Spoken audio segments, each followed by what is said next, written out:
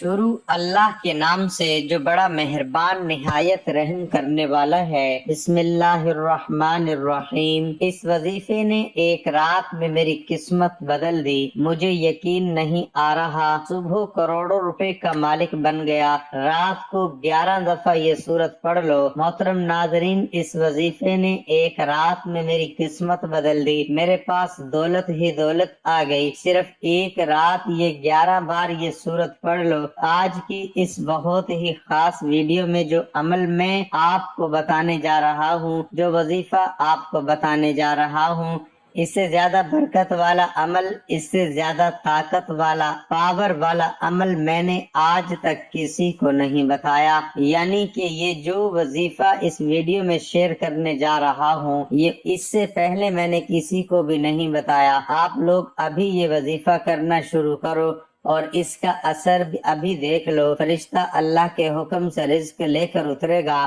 اور ابھی آپ کی پریشانی، جو بھی آپ کے اندر ٹینشن چل رہی ہے، وہ ختم ہو جائے گی۔ قرآن پاک پر ہر مسلمان کو یقین ہے اور یہ ایسی مبارک کتاب ہے جس پر ہر مسلمان یقین رکھتا ہے، اور یہ بھی یقین رکھتا ہے کہ اس پاک کلام میں، اس پاک قرآن میں جو بھی چیز بتائی گئی ہے وہ سچ ہے، وہ سچی ہے، وہ پکی ہے، اور اس پر کسی قسم کا کوئی شک نہیں کیا جا سکتا۔ تو آج کی اس بہت ہی خاص ویڈیو میں جو عمل، جو وظیفہ میں آپ کو بتانے جا رہا ہوں، وہ بہت ہی خاص ہے، اور آپ لوگوں نے بھی اس وظیفے پر شک نہیں کرنا۔ اس وظیفے کو پورے یقین کے ساتھ کر لینا ہے۔ انشاءاللہ ابھی آپ اس کا رزلٹ دیکھیں گے، اور آنے والے سالوں میں ابھی سے ہی دیکھیں گے کہ سارا سال دولت آپ پر برستی رہے گی۔ کبھی آپ کے منہ سے یہ بات نہیں نکلے گی، کبھی آپ کو اس محتاجی کا سامنا نہیں کرنا پڑے گا، کبھی آپ کے پاس پیسے ختم نہیں ہوں گے۔ یعنی کہ سارا سال اللہ پاک اپنی خصوصی فضل و کرم سے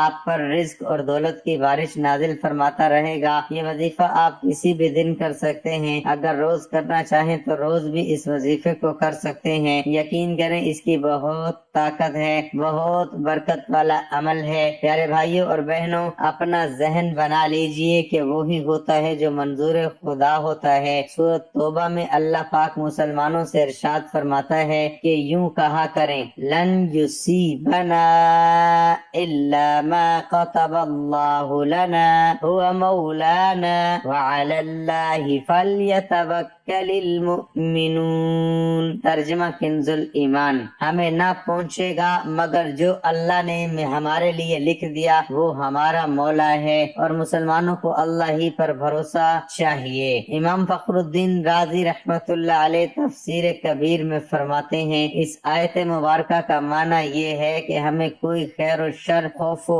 امید، شدت و سختی نہیں پہنچے گی مگر وہی کہ جو ہمارا مقدر ہے اور اللہ کریم کے پاس لوح محفوظ پر لکھی ہوئی ہے۔ سرکار مدینہ صلی اللہ علیہ وآلہ وسلم نے ارشاد فرمایا، اللہ پاک نے ہر ایک جان کو پیدا فرمایا ہے اور اس کی زندگی، رزق اور مصیبتوں کو لکھ دیا ہے۔ لہذا ایک مسلمان ہونے کی حیثیت سے ہمارا اس بات پر یقین کامل ہونا چاہیے کہ رنج یا خوشی، آرام ہو یا تکلیف، اللہ پاک کی طرف سے ہے، اور جو مشکلات، مصیبتیں، تنگیاں اور بیماریاں ہمارے نصیب میں نہیں لکھی گئیں، وہ ہمیں نہیں پہنچ سکیں گی، نقصان نہیں پہنچا سکتے۔ نبی کریم صلی اللہ علیہ وسلم نے حضرت سیدنا عبداللہ بن عباس رضی اللہ عنہما سے فرمایا، یقین رکھو کہ اگر پوری امت اس پر متفق ہو جائے کہ تم کو نفع پہنچائے تو وہ تم کو کچھ نفع نہیں پہنچا سکتی مگر اس چیز کا جو اللہ نے تمہارے لیے لکھ دی، اور اگر سب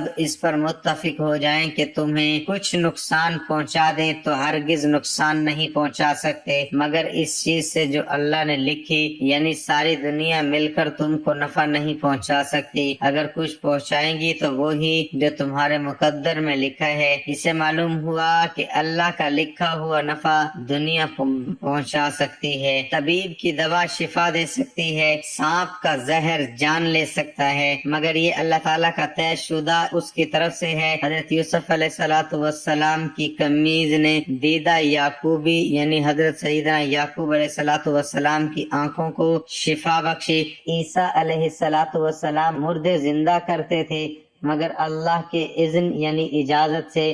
لکھنے سے مراد لوح محفوظ میں لکھنا ہے، اگرچہ وہ تحریر قلم نے کی مگر چونکہ اللہ کے حکم سے کی تھی، اس لیے کہا گیا کہ اللہ نے لکھا۔ مطلب ظاہر ہے کہ اگر سارا جہان مل کر تمہیں کوئی نقصان دے تو وہ بھی طے شدہ پروگرام کے تحت ہوگا کہ لوح محفوظ میں یوں ہی لکھا جا چکا ہے۔ خیال رہے کہ تدبیر بھی تقدیر میں آ چکی ہے، لہذا تدبیر سے غافل نہ رہو مگر اس پر اعتماد نہ کرو، نظر اللہ کی قدرت و رحمت پر رکھو۔ پیارے بھائیوں اور بہنوں، مصیبت آنے پر خود کو اللہ پاک سے ڈرانے، صبر پر استقامت پانے اور غلط قدم اٹھانے سے خود کو بچانے کے لیے توبہ و استغفار کرتے ہوئے یہ ذہن بھی بنائیے کہ ہم پر جو مصیبت نازل ہوئی ہے اس کا سبب ہمارے اپنے ہی کرتوت ہیں، نہ کہ کسی کی نحوست کی وجہ سے ایسا ہوا۔ پارہ 25 سورۃ الشورى کی 30ویں آیت کریمہ میں ارشاد ربانی ہے، وَمَا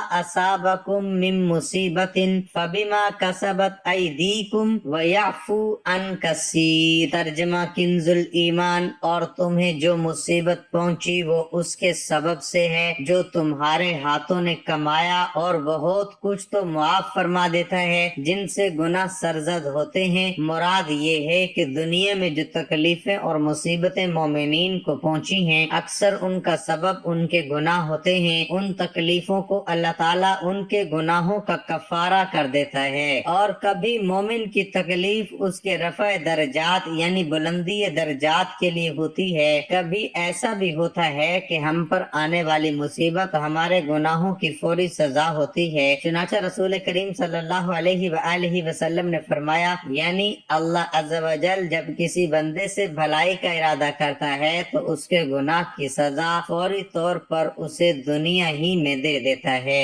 رسول اللہ صلی اللہ علیہ وآلہ وسلم نے ارشاد فرمایا، تمام گناہوں میں سے جس گناہ کی سزا اللہ پاک چاہتا ہے قیامت تک مؤخر فرما دیتا ہے سوائے والدین کی نافرمانی کی، کہ اس کی سزا وہ موت سے پہلے زندگی میں ہی دے دیتا ہے۔ نبی کریم صلی اللہ علیہ وآلہ وسلم کا فرمان عالی شان ہے، جس نے نماز چھوڑی اس نے اپنے اہل و عیال اور مال کو گھٹا دیا۔ جھوٹی قسم کھا کر اپنا مال بیچنے والوں کو روزی میں برکت نہیں رہتی، جیسا کہ سرکار مدینہ صلی اللہ علیہ وآلہ وسلم نے ارشاد فرمایا، جھوٹی قسم سے سودا فروخت ہو جاتا ہے اور برکت مٹ جاتی ہے۔ ایک مقام پر ارشاد فرمایا، قسم سامان بکوانے والی ہے اور برکت مٹانے والی ہے۔ گھریلو ناچاکیوں اور لڑائی جھگڑوں کا ایک سبب جھوٹی قسمیں کھانا بھی ہے، جس کی وجہ سے خوشیوں بھرے کئی گھر ویران ہو جاتے ہیں۔ چنانچہ اعلیٰ حضرت امام اہل سنت امام احمد رضا خان رحمت اللہ علیہ فرماتے ہیں، جھوٹی قسم گھروں کو ویران کر چھوڑتی ہے۔ حضرت سیدنا عبداللہ بن عباس رضی اللہ عنہما فرماتے ہیں، جب کوئی قوم ناپ تول میں کمی کرنے لگتی ہے تو اس سے روزی منقطع کر دی جاتی ہے۔ حکیم الامت مفتی احمد یار خان رحمت اللہ علیہ فرماتے ہیں کہ کم تولنے کی نحوست سے روزی کی برکت اڑ جاتی ہے، یا اس ذریعے سے کمایا ہوا مال کسی نہ کسی وجہ سے ہلاک ہو جاتا ہے۔ حضور اکرم صلی اللہ علیہ وآلہ وسلم نے ارشاد فرمایا، سود سے بظاہر مال زیادہ ہو جاتا ہے مگر اس کا انجام یہ ہے کہ مال کم ہوگا۔ علامہ عبدالرؤف مناوی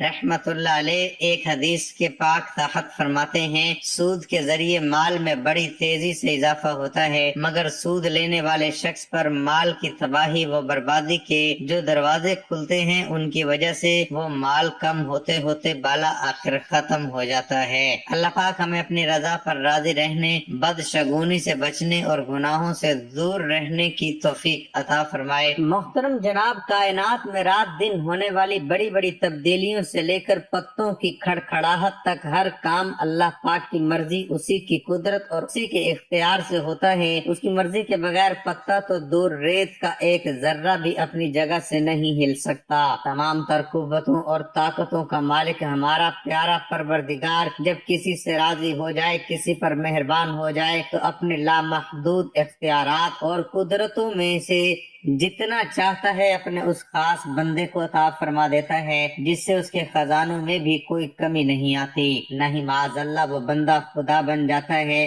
اللہ پاک کی ایسی عطا کی بے شمار نظارے ہمیں انبیاء اکرام اور اولیاء عظام کی زندگیوں میں صاف نظر آتے ہیں، جیسا کہ بیماروں کو شفا دینے والا اللہ کریم ہے، اس نے اپنے پیارے نبی حضرت عیسیٰ علیہ السلام کو اس قدرت کا مظہر بنا دیا جیسا کہ قرآن پاک میں ہے۔ ترجمہ کنز العرفان۔ میں پیدائشی اندھوں کو اور کوڑ کے مریضوں کو شفا دیتا ہوں، اور میں اللہ کے حکم سے مردوں کو زندہ کرتا ہوں۔ حضرت عیسیٰ علیہ السلام فرما رہے ہیں، میں شفا دیتا ہوں، میں زندہ کرتا ہوں۔ ساتھ ہی اس بات کو بھی ذکر فرما دیا کہ یہ سب کچھ خود سے اپنی ذاتی طاقت و قوت سے نہیں کرتا، بلکہ یہ سب اللہ کریم کی دی ہوئی طاقت و اختیار سے ہی کرتا ہوں۔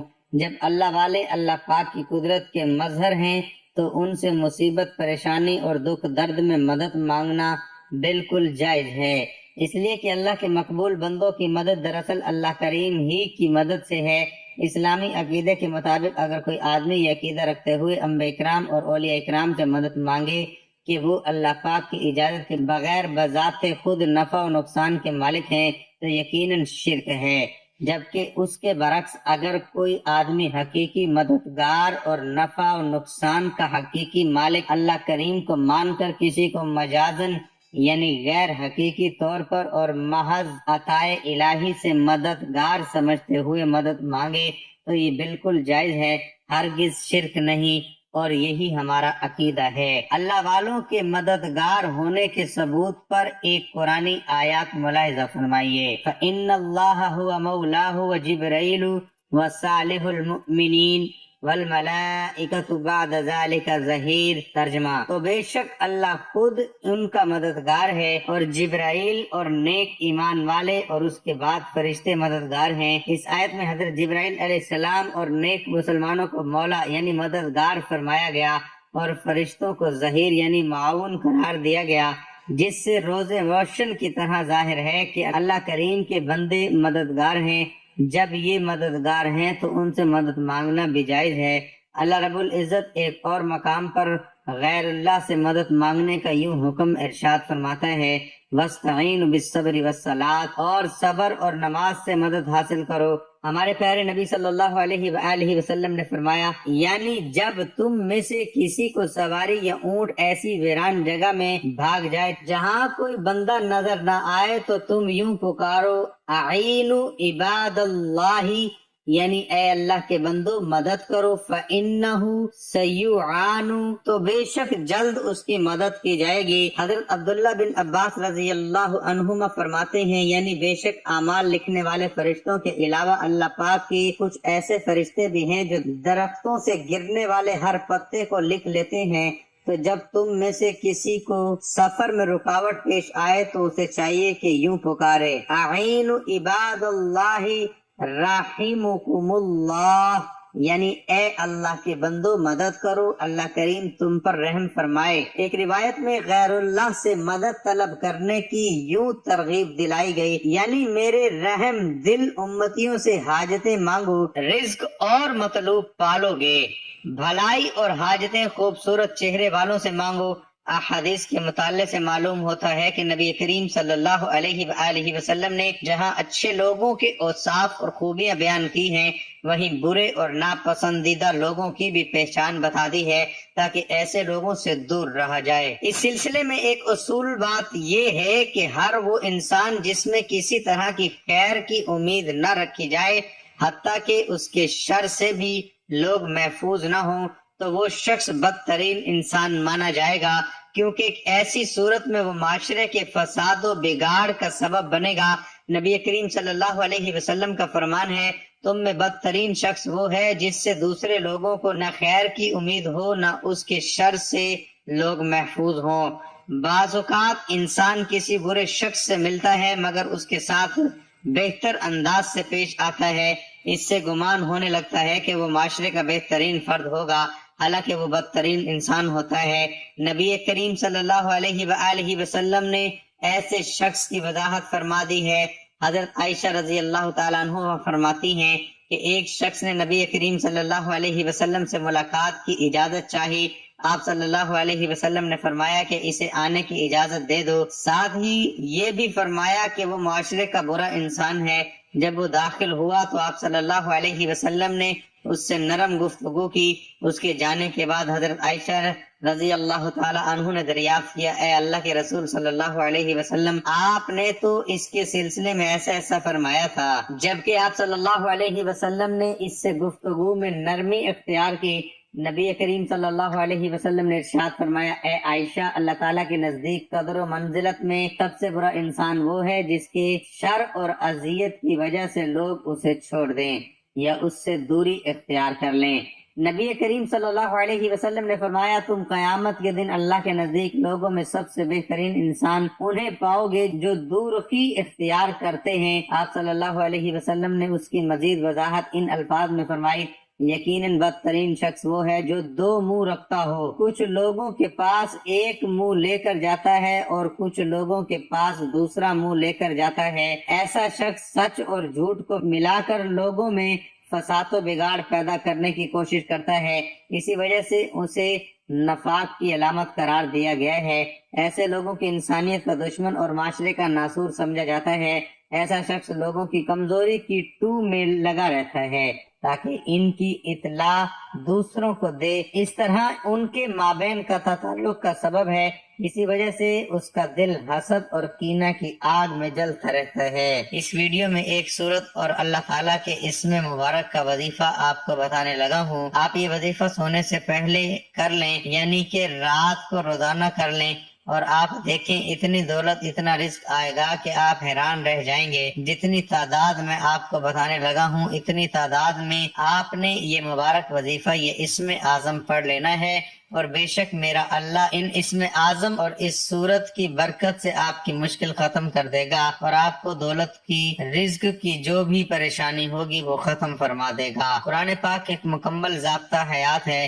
اگر ہم قرآن پاک غور سے پڑھیں تو اس میں شفا کے بہت سارے نسخے ہیں، اور اسی طرح معاشی پریشانیوں کا مکمل حل بھی موجود ہے، لیکن ہم لوگ قرآن پاک کو پڑھتے ہی نہیں، جو تعلیمات ہیں ان پر عمل کرتے ہی نہیں۔ اس عمل کو آپ پلیز اپنے پاس نوٹ فرما لیں۔ جب بھی آپ کو دولت کی، رزق کی تنگی ہو، آپ سمجھیں کہ آپ کے گھر کے حالات کنٹرول سے باہر ہو رہے ہیں، انکم کم ہے، اخراجات زیادہ ہیں، آپ کے اوپر آئے روز قرض چڑھتا جا رہا ہے، اور اس وقت آپ کا کہیں سے بھی رزق کا انتظام نہیں ہو پا رہا، لوگ آپ کا ساتھ نہیں دے رہے، دولت کے اسباب پیدا نہیں ہو رہے، تو اس وقت آپ اس وظیفے کو کر لیں۔ اور آپ بہت زیادہ مشکل میں ہو، پریشانی میں ہو، آپ چاہتے ہو کہ آپ کے پاس اچانک پیسہ آ جائے، اللہ پاک آپ کی غیبی مدد فرما دیں، تو اس وقت اس وظیفے کو ضرور کر لینا۔ اور ان اسم اعظم اور سورت کو پڑھنے سے اگر آپ لوگوں کو رزق کی پریشانی ہوگی تو میرا اللہ اس کو فوری دور فرما دے گا،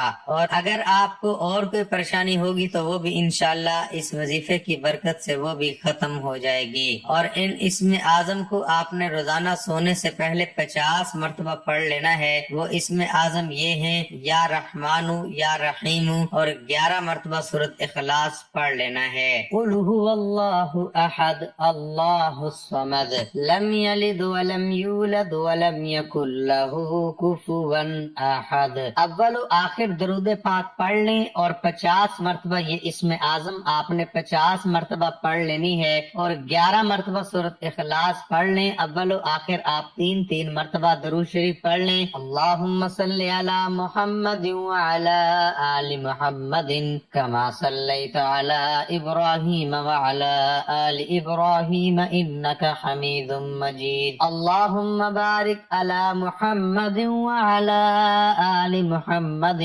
كما باركت على إبراهيم وعلى آل إبراهيم إنك حميد مجيد۔ یقین کریں کسی بھی دن آپ اس وظیفے کو کر لیں، اگر روز کر سکتے ہیں تو پھر اس کے اور زیادہ فیوز و برکات ہیں، لیکن میری گزارش ہے کہ پاک جسم کے ساتھ اس وظیفے کو کرنا ہے، وضو کی حالت میں کرنا ہے، اور اس کو پاک جسم کے ساتھ इस वजीफे को करना है, तब आपको इसका मुकम्मल असर मिलेगा। बेशक मेरा अल्लाह हर एक की मदद करता है। आप खुद अंदाजा लगा लेंगे जब आप ये वजीफा, ये अमल करोगे कि ये इस वजीफे में कितनी ताकतें हैं, कितनी बरकत है, कितनी पावर है। तो मेरे भाइयों, जब भी आपको कोई परेशानी आ जाए, जब भी आपके हालात आपके कंट्रोल से बाहर हो जाएं, तो इस वजीफे को जरूर कर लेना। रात को सोने से पहले कोई और काम करो या ना करो, ये काम इसमें आजम और सूरत इखलास का अमल जरूर कर लेना। इंशाल्लाह ये तस्बीह इतनी पावरफुल होगी, ये वजीफा इतना पावरफुल होगा कि लोग आपके पीछे ही पड़ जाएंगे, क्योंकि कई लोग कई तरह के वजीफे करते हैं। मैंने भी अपनी वीडियो में बहुत ज्यादा वज़ाइफ बताए हुए हैं, लेकिन ये जो वजीफा है ये इतना पावरफुल, इतना ताकत वाला वजीफा है कि जो भी करता है उसके मसाइल भी खत्म हो जाते हैं और दौलत बांध कर घर ले आता है। यानी कि अल्लाह पाक उसको इतनी ज्यादा दौलत अता फरमा देते हैं। वजीफे की आपको इजाजत है और इसको रात को रोजाना सोने से पहले 11 मरतबा जरूर कर लेना। सुबह आप उठते ही देखोगे कि आप माला माल हो जाओगे। अल्लाह पाक आपके लिए खसूसी फरिश्ते भेज देगा। इतना पावरफुल अमल है और इस अमल को करने वाले कभी मायूस नहीं रहते, क्योंकि कुरान पाक पर यकीन करना हर मुसलमान पर फर्ज है। और इस सूरत और इसमें आजम को जो पढ़ता है उसकी किस्मत ऐसे खुल जाती है कि उसे समझ ही नहीं आती कि ये पैसा, ये दौलत, ये रिज्क कहाँ से आ रहा है। तो इसलिए हमें हर हालत में, हर वक्त अपने अल्लाह से मांगना चाहिए। और जब अल्लाह से मांगते हैं तो अल्लाह पाक हमारे आगे पीछे दाएं बाएं रिज्क ही रिज्क, दौलत ही दौलत के ढेर लगा देता है। और कभी ऐसा होता है कि इंसान अपनी किस्मत पर रश्क करता है, उसे यकीन ही नहीं आता। वो मौजज़ा देखता है तो उसे यकीन ही नहीं आता कि इतना पैसा मेरे आगे पीछे आ गया। तो इससे पैसा संभाला नहीं जाता।